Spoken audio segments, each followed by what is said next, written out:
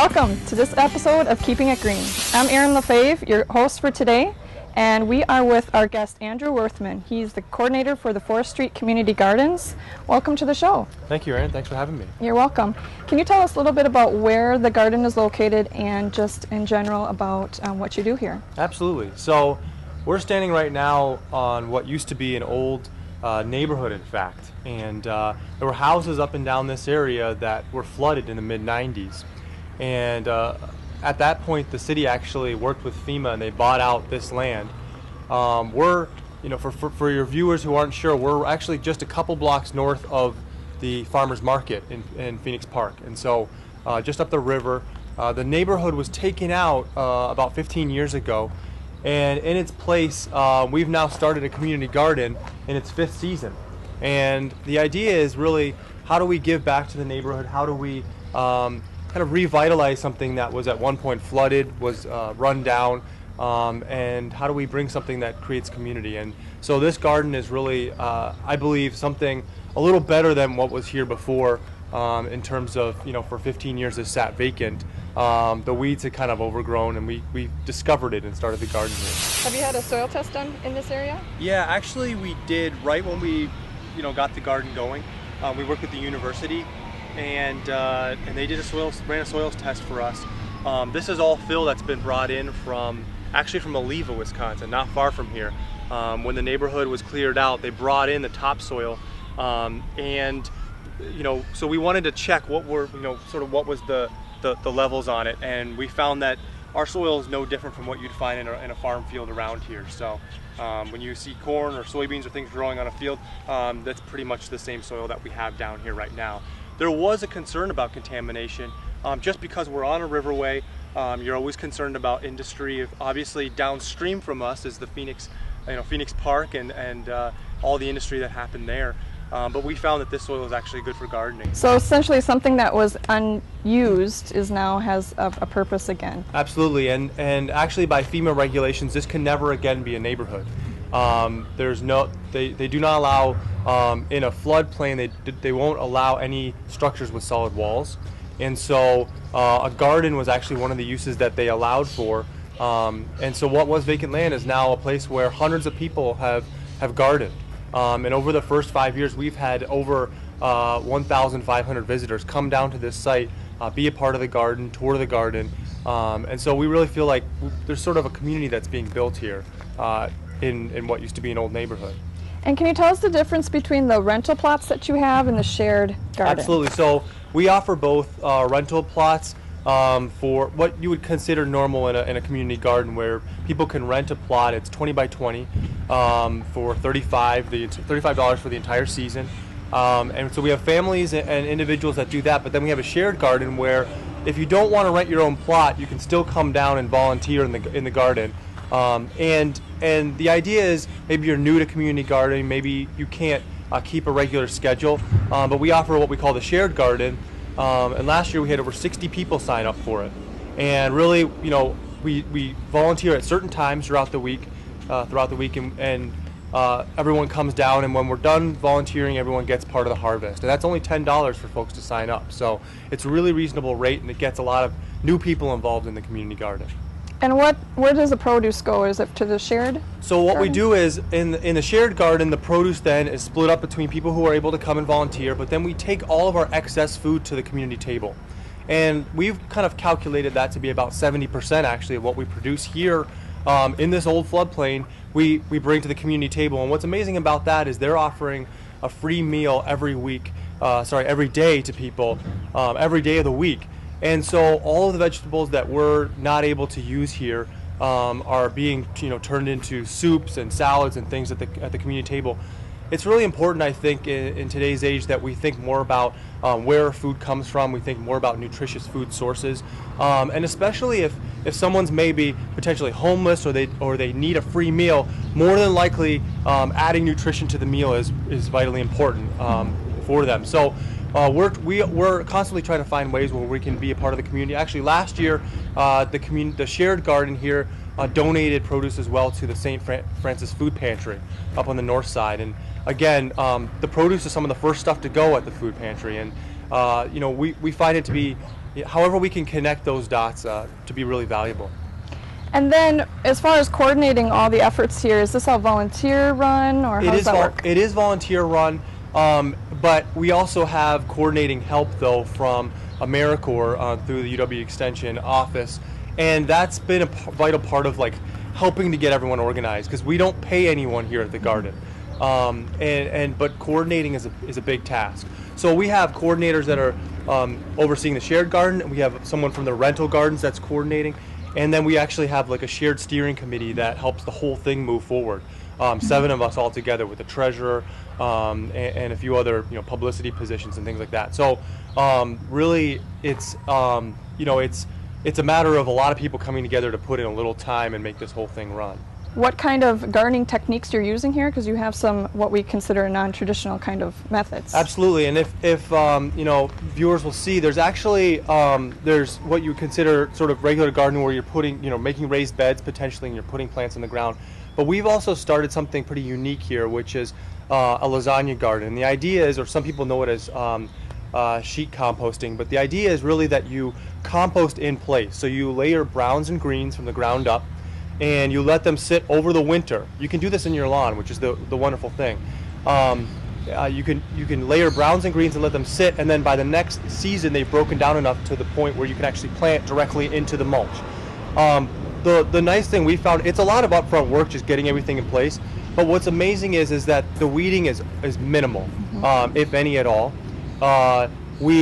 During the drought of last year, it was 5 to 6 weeks, that drought. We didn't water for the first month of it, because the lasagna garden, the mulch is able to keep so much moisture in the soil below, and it also helps regulate temperature as well.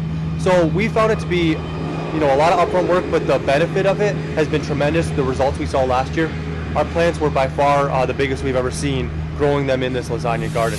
This year we actually had Klinger's Greenhouse, which is up in Chippewa Falls, just north of Chippewa Falls.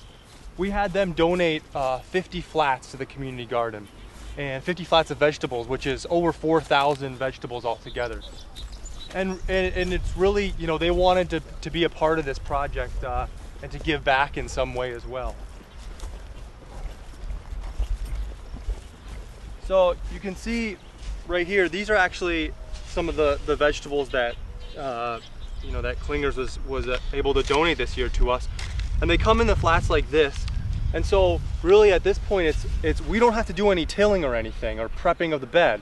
The most that we'll do is actually just clear a little space here, into the mulch, and you can see some different things breaking down here from last year, and quite simply just take the transplant out, put it right. This is all broccoli right here, so and just basically just move it in and press it down into the mulch, and we're good to go. And usually what I do is I put a layer of lime on top. That's what you can see the white powder is. So the lime will actually move down with rain over time, and that's needed because if you get anything like some of the pine needles that are in here are actually pretty acidic. So to balance that out, you kind of need to put some lime on top of your lasagna garden, as just to make sure that you're getting the right pH level for your plants. So this is broccoli, and we'll just go around and plant after plant, just kind of pull the mulch away and put each of them in. And you can see we've already transplanted probably over 100 broccoli plants just in this little area right here. This is the time to get the potato beetle, is when they're on the back of the leaf and you can just mush them off. Once they're an adult in the beetle stage, they're doing so much damage, you can barely keep up with them. So it's very worth your time to go out and do this on potatoes, to look under the leaves. Oh, here's some more. Wow, they're bright. And it's okay if they fall down onto the ground, because when they come out, they're so small that they can't travel that far anyways to get onto the leaf to start eating. You can smush these at this stage, get them off. There's 4 stages for instars, it's called. These are becoming resistant to insecticides. So if you're going to use an insecticide on these, spinosad is fairly considered an organic insecticide, and it's pretty effective on this. Some of the harsher chemicals that you can use on these, they're becoming resistant to because people have used them so much on there. So getting out into the field and looking for them at this stage and at the egg stage is critical to reducing chemical use on these potato beetles.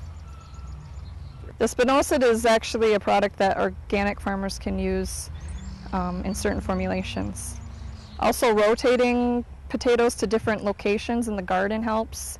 Now, potatoes and tomatoes are related, so you don't want to rotate tomatoes and potatoes together in the same spot. You want to really move them to different parts of the garden every couple years. It helps because these insects overwinter in the soil and in weedy debris around the garden. So if you move locations, they're not as likely to pop up out of the ground right onto your potatoes or your tomatoes. They can just, if they pop up into some broccoli, they're not going to eat on the broccoli. They're very specific to potatoes. So we have some what are called floating row covers in this garden. They can be really small, like these ones are, low to the ground, or they can be higher. There's a lot of different sizes of floating row covers.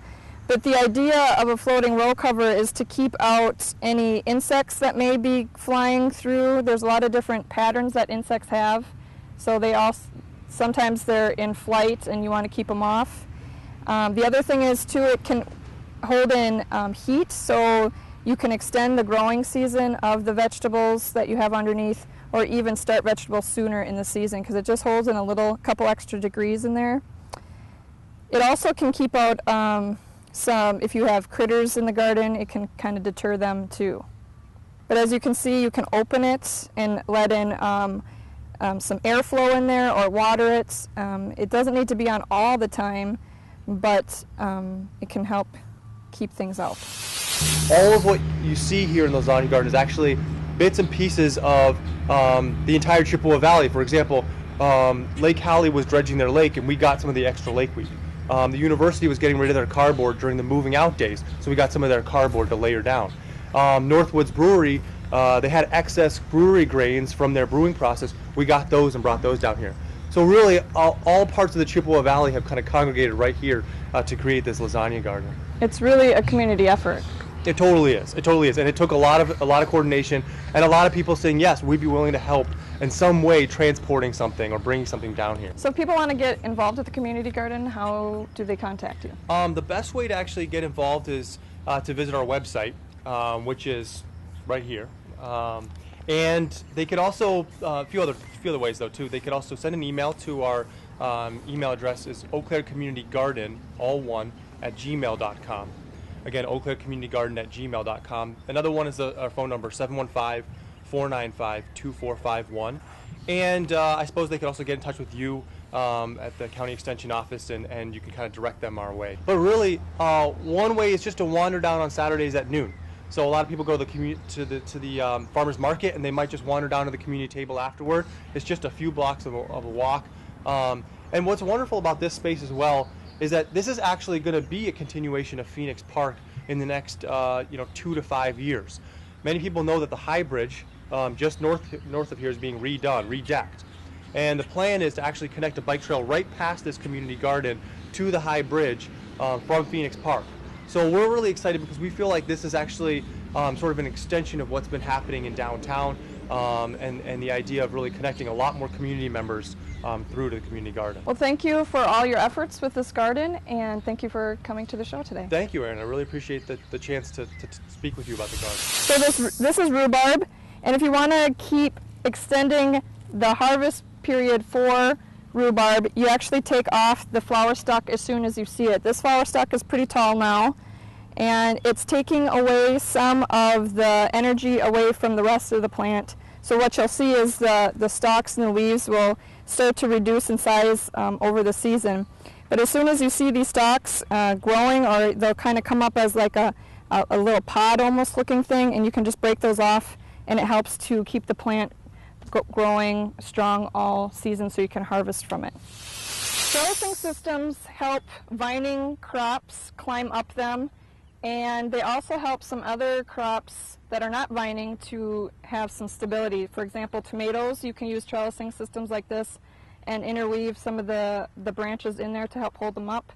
This structure here that we see is peas on the bottom, and the peas have tendrils on them, and as long as you just get the plant in contact with the structure so it can kind of sense that it's there, then it'll start growing up. If you don't have a trellising system, then the plant just flops over onto the ground and it's touching the soil and getting too moist, and you can have some moisture disease issues that way. So having them grow up helps vertically, helps them get airflow in there, and you can also harvest better when they're growing up a structure rather than laying down on the ground. But there's a wide variety of trellising systems out there, from homemade systems like this one that's just using some string and some stakes, but there's also some really aesthetic looking pieces of trellises like this one over here, made from bamboo, looks like bamboo stakes.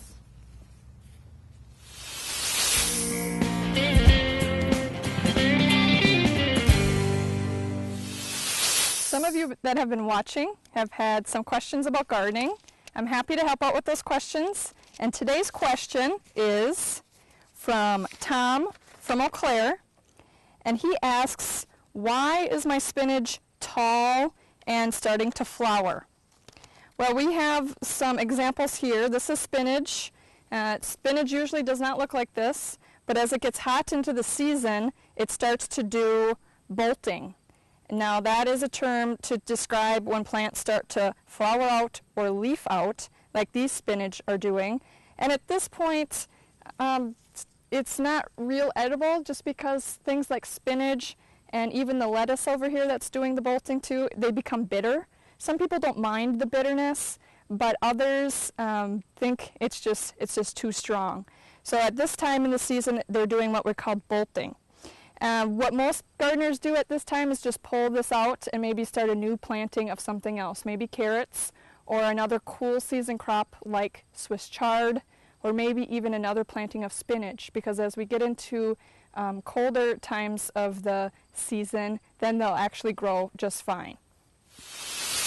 Another common lawn question that I receive is how to prevent crabgrass from growing in the lawn. And what I can say about that is a healthy lawn will grow vigorously and outcompete all the other weeds. Now, if you don't have that situation, what you can do is put down a crabgrass preventer in early spring around the time that forsythia blooms. And forsythia is a yellow bush, and it is first to bloom in the spring. Another way to indicate when to put crabgrass preventer down is when the soil temperature reaches 50 to 55 degrees. That's when crabgrass starts to germinate in the soil. So that's when you want to start to put your crabgrass preventer down. Another way is if you have certain areas in your lawn that are just affected, you could just simply pull them out and then reseed with existing lawn seed to get the appropriate lawn grass to grow. Thank you for joining us on Keeping It Green. Today we walked through the Forest Street Community Gardens and saw their wonderful project. Thank you, Andrew Worthman, for joining us today and showing us all the wonderful projects happening here at this location. We thank you for joining us with Keeping It Green. Chippewa Valley Community Television is made possible by continuing community support. If you would like to volunteer or make a donation, you can contact us by calling 715-839-5067 or on the web at www.cvctv.org.